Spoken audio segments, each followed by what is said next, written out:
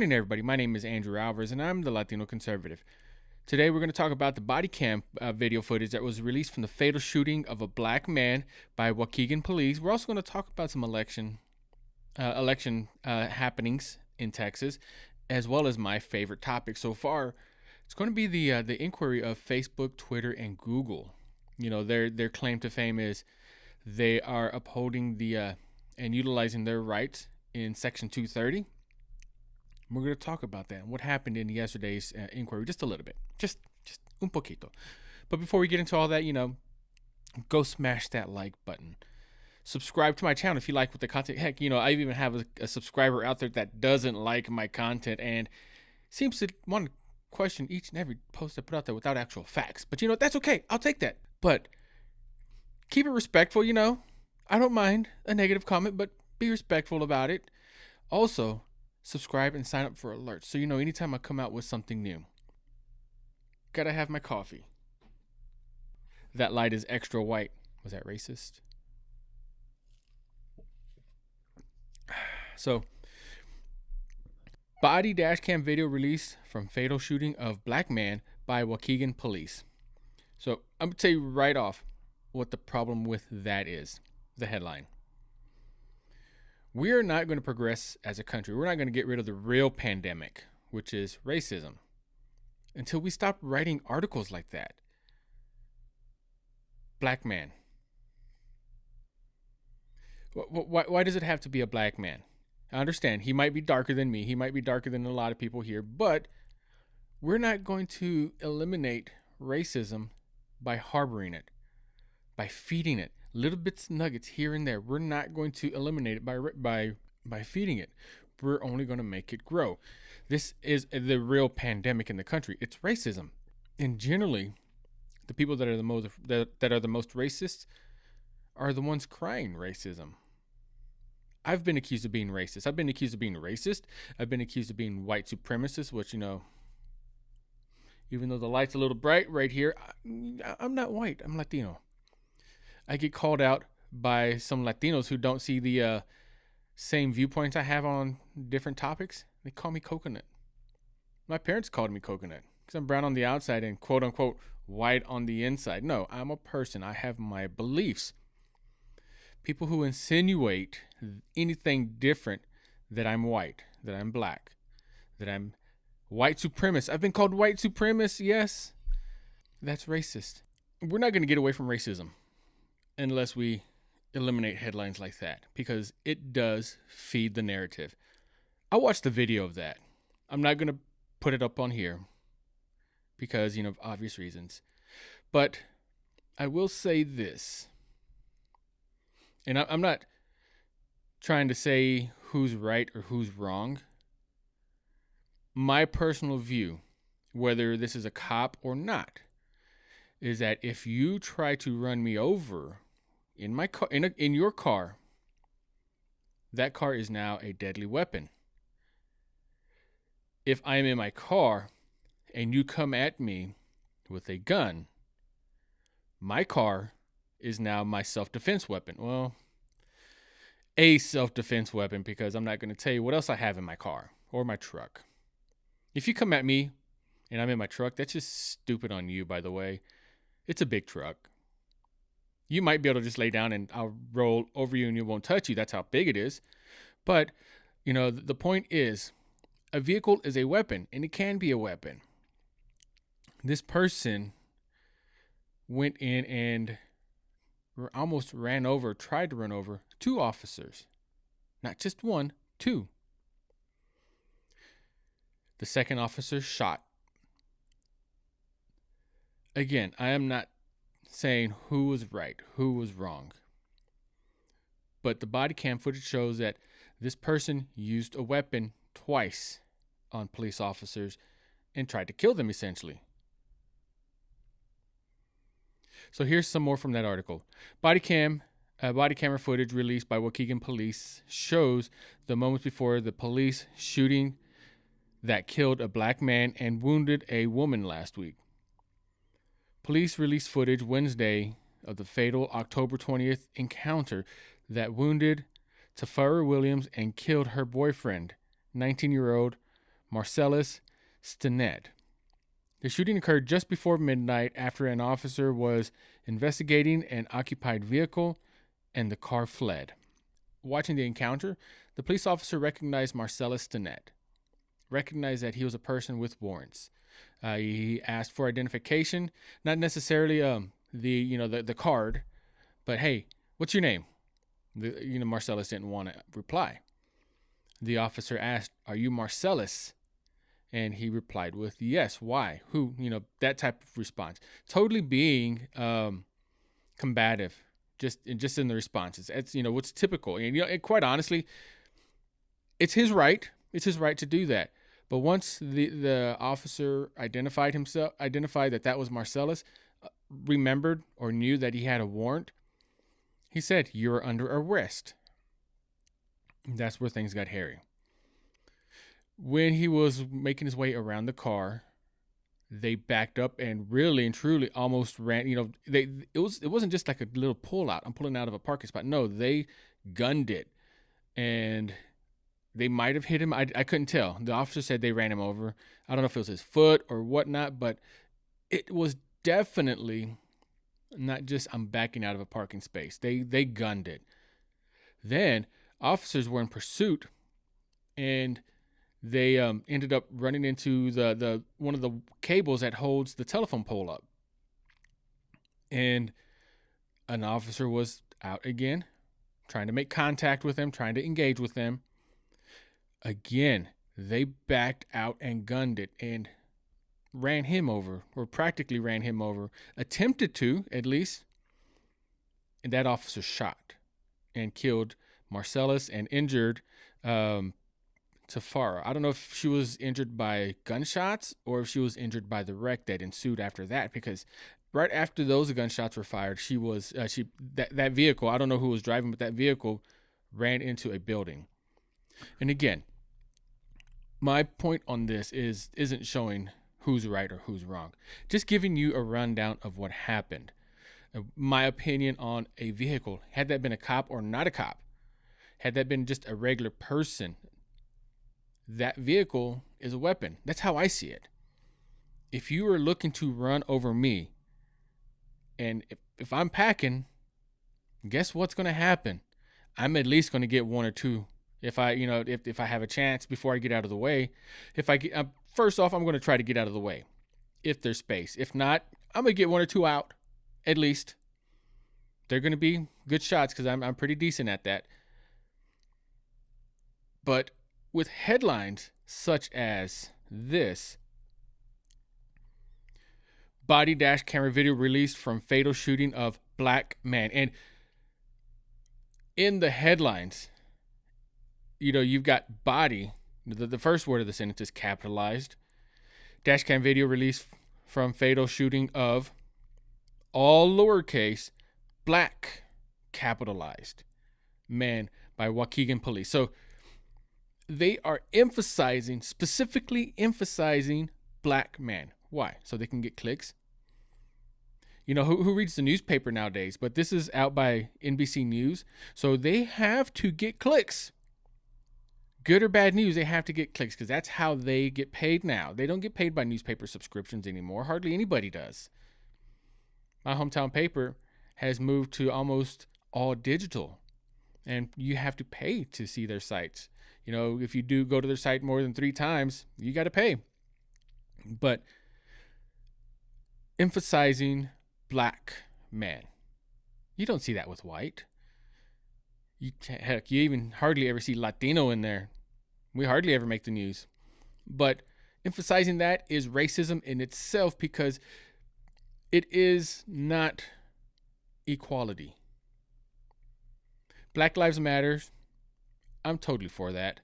Totally for black lives being important. I get that. Not superior. I know it's controversy. I understand that, and I'm going to get some hate over that. But I'm not going to say all lives matter. I'm going to go to just to justify my point on that, because really and truly, I don't think all lives matter. I don't. I think white lives matter. I think Latinos' lives matter. I think Asians, Russians, Europeans, Africans, Australians, I think everybody Every race matters. Who I don't think matters is which is why I can't say all lives matter. Pedophiles, I don't think their lives matters. Rapists, don't think their lives matter. That's the flaw in the Christian man of me, is I don't think those people matter. I don't. Kill them. Chop off their balls. Sorry. Hope that doesn't get me banned. So let's go to the next news. Elections coming up real quick. In fact, early voting ends today. Today in Texas. Today is Thursday. And right now I'm in Montana and it's not even 6 o'clock yet a.m. You might not see this until it won't be published until later this afternoon, or if I can get it rendered, edited in time before then. But voting in Texas ends today. You're not going to have Friday, Saturday, Sunday, Monday voting like it's been for the rest of the early voting. So if you want to get your vote out there early and make sure you don't have to stand in a long, huge line on election day, then go now. Go today. Go do it, because otherwise you're going to have to stand in line on election day, which November 3rd is always, always, always busy. I'm actually looking forward to November 3rd. I'm going to be working on the polls. Somebody come get her, she dancing like a stripper. So I get to help people cast their ballots. If they need help with that, I get to kind of give them the direction. So go vote. And it's already too late in Texas to mail in your ballot. So you're going to have to go drop it off in person or go vote. One of the two. But other things happening in elections. Citing a burden on minority voters, U.S. judge overruled Texas governor's exemption for face masks at polls. A federal judge has ordered everyone who enters or works at Texas polling places to wear a face covering. The order by U.S. District Judge Jason Pullian, appointed by President Donald Trump, voided an exemption in polling sites that Texas Governor Greg Abbott had included in his statewide face covering mandate. This exemption, Pullian ruled, violates the Voting Rights Act because it creates a discriminatory burden on Black and Latino voters. How does a face covering give us a discriminatory burden? In fact, why don't y'all leave me a comment? How do you think a face covering would pose a discriminatory burden on Blacks and Latinos? Go ahead, think about it. How? Now, I know studies have shown that the coronavirus disproportionately affects Blacks and Latinos and other minorities. But how? How can a virus be racist? Does the virus go say, hey, this dude is darker than this dude, I'm going to go get him? What this statement to me says, a face covering is creating a discriminatory burden on Black and Latino voters because we're not as strong as white and Asian voters. The mask is set to help prevent the spread of the virus, and I get that. I totally get that. Do I think there needs to be a mandate? That's a whole different story, and I won't get into that. But how can a white person not wearing a mask show discrimination on Latinos and Blacks for wearing a mask? Really and truly, when it comes down to it, most Latinos don't like to wear masks. I don't like to. I don't. I wear them for a couple reasons. One, because I'm diabetic, for those of y'all who don't know, and I like to take a little extra precautions on that, because if I am unfortunate enough to get the virus, it could cause me some real trouble. So I do wear a mask, not because I have to, but because I want to. But this is really, it's racist. That comment itself is racist as I get, because it's telling me, a Latino, that I am not strong enough and my people are not strong enough to go out and vote without a mask. What about those Latinos and Blacks that have health issues that make it difficult for them to breathe? You know, I see, and I know of many Latinos that have that are on oxygen. they still have the right to vote. Why can't they go out and vote without a mask? I know plenty of people actually like that. So that tells me that they are not allowing them to vote.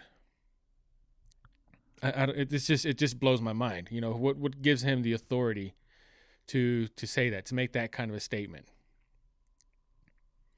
An unbelievable chain of oppression is what it's been called.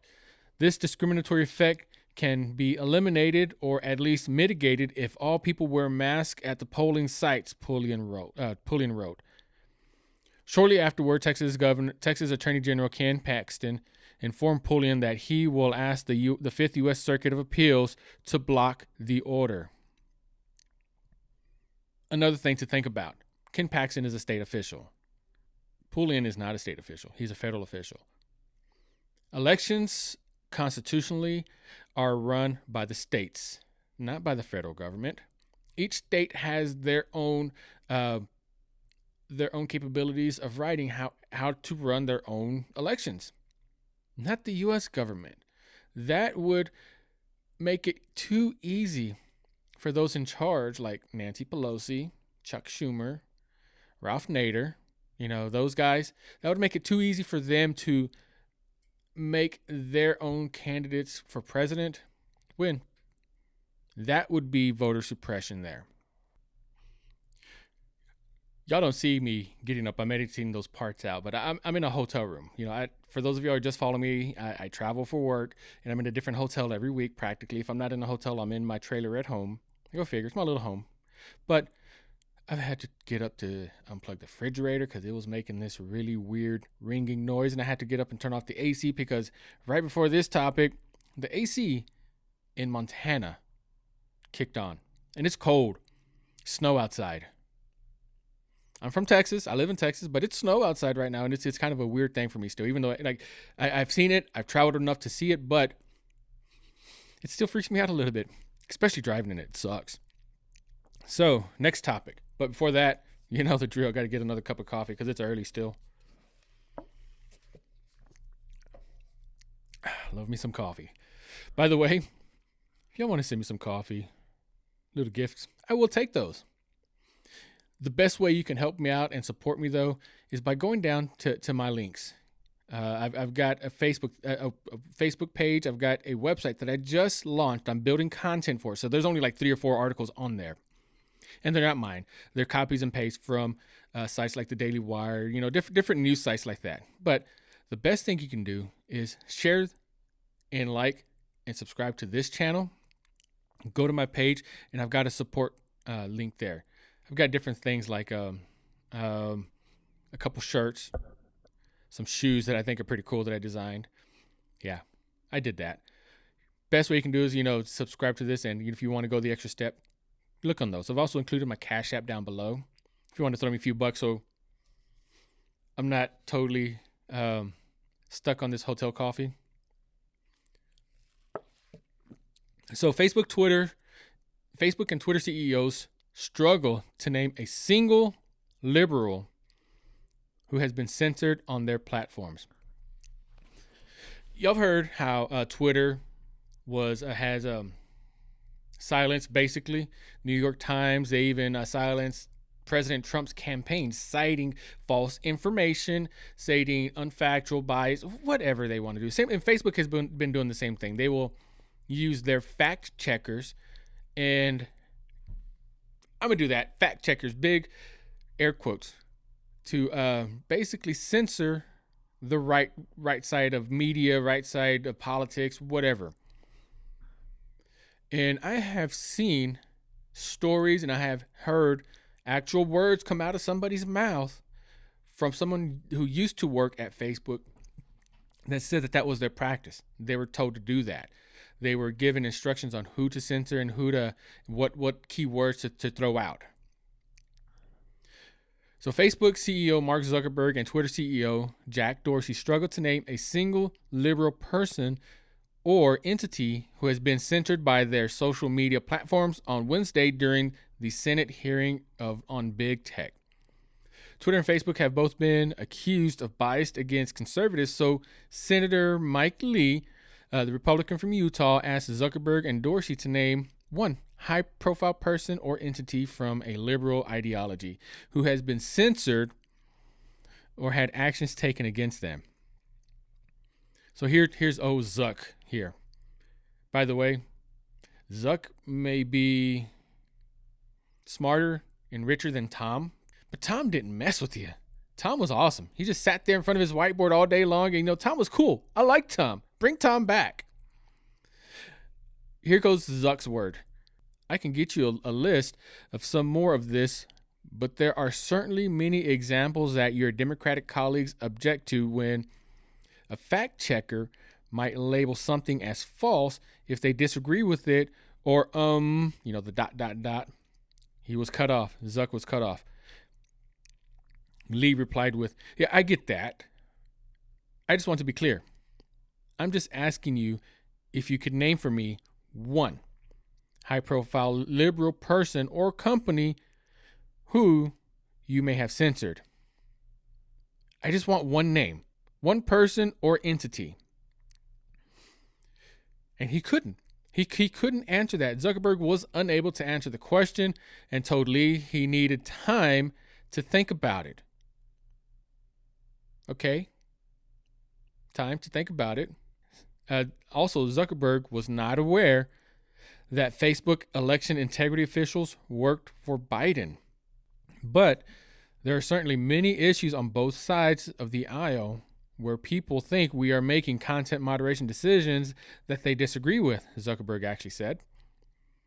Lee then pointed out that most people on call could easily identify high-profile conservatives who have been censored before asking the Twitter head honcho if he had a better answer.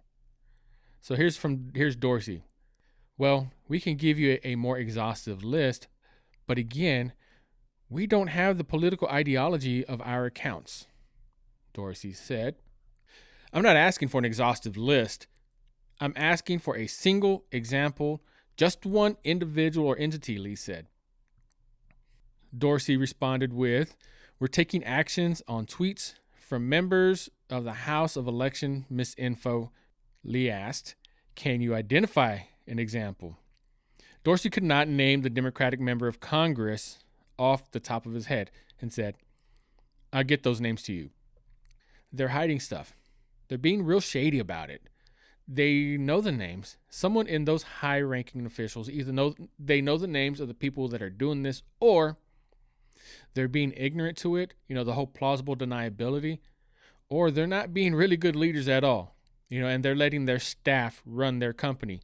Who runs the staff, the company, the employees or the managers? Go figure. So Ted Cruz came on the record. This is my boy, Ted Cruz. Love this guy.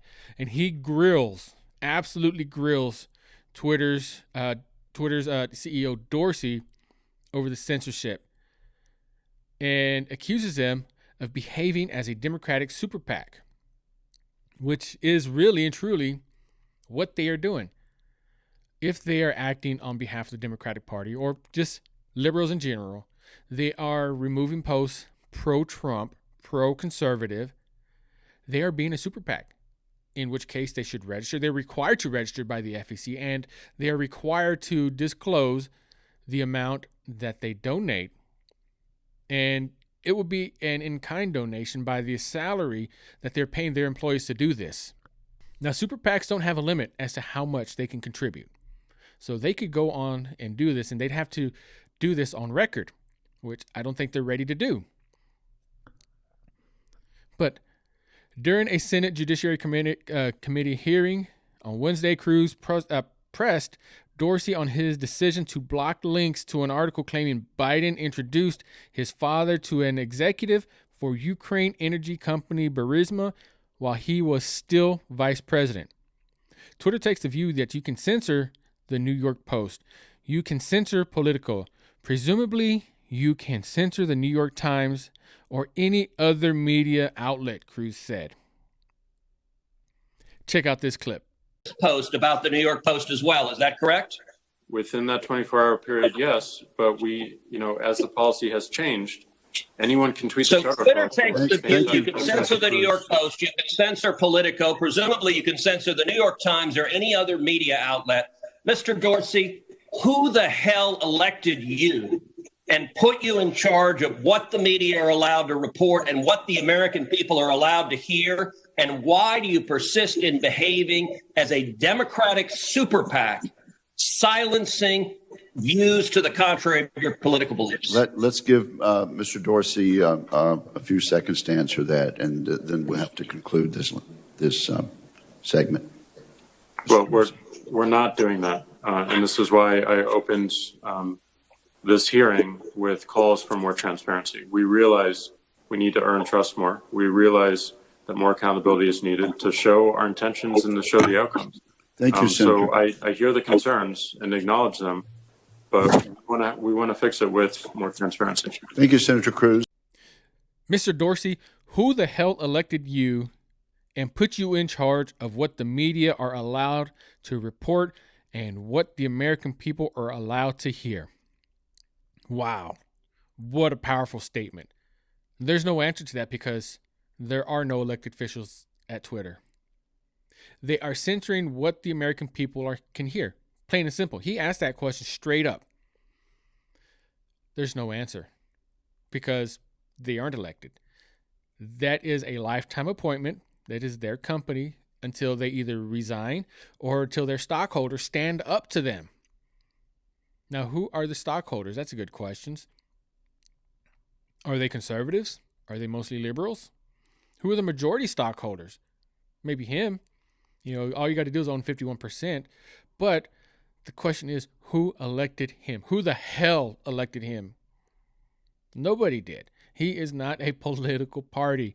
He is not a senator. He is not a president, not a dictator, could be a dictator, not a congressional representative, not a Supreme Court justice that was nominated by a president. None of that.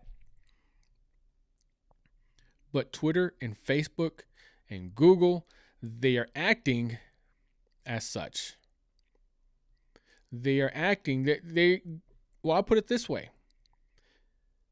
When it comes to the media biased, yes, you can blame CNN. You can blame Wall Street Journal, Fox News, Fox and Friends, NBC, MSN. You can blame all of those. But here's a question for you. Who is the real starter of the media biased? Is it those that are publishing those articles or those that are allowing those articles to be broadcast to the world? Because granted, websites like CNN, NBC, Wall Street Journal, Fox, they have the power and they have the search engine optimization to utilize Google. Google's in there too. Utilize Google to rank higher on a website. But who uses those nowadays to get their news? Who uses Google to get their news? Can you name somebody? Do you? I don't. Where I get my news from is social media. Yeah. So Twitter, Facebook, those two companies specifically, I will scroll and I will find a news article just to make sure that I'm on top and to see what my friends are looking at too. I'll see a news article, I'll read it, and then while I'm at that site, I will go visit and see other news articles. So Facebook and Twitter are generating my feeds, generating my news. They are dictating what I read based off of some algorithm that they created.